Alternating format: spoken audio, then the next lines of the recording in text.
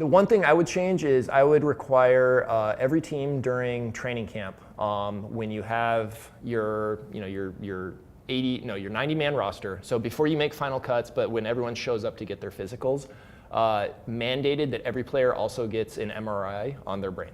And you do that every single year. I've costed it out. It works out to like $270,000 to $300,000 a team. So basically a rounding error in terms of players' contracts. But what that would allow the league to do is set up a long-term longitudinal study of, can we detect structural changes in players' brains over time? Are there any indicators of CTE developing in players? Because then you may not be able to stop CTE from happening, but players can at least make an informed decision.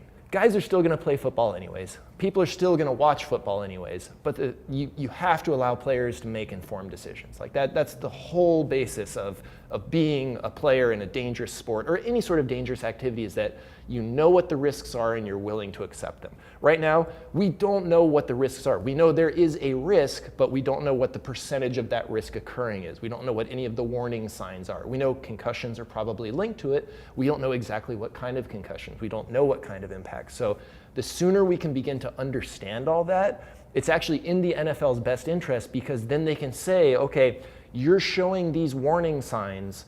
It's up to you now to make that choice. If you want to step away, you can step away. If not, we gave you the information. You can't then come back and say, well, no one told me. That was on you to continue playing. Because there are some players that will continue to make that choice. To them, the game is everything. And if that is your choice, then that is your choice. But you should be informed when you make that choice.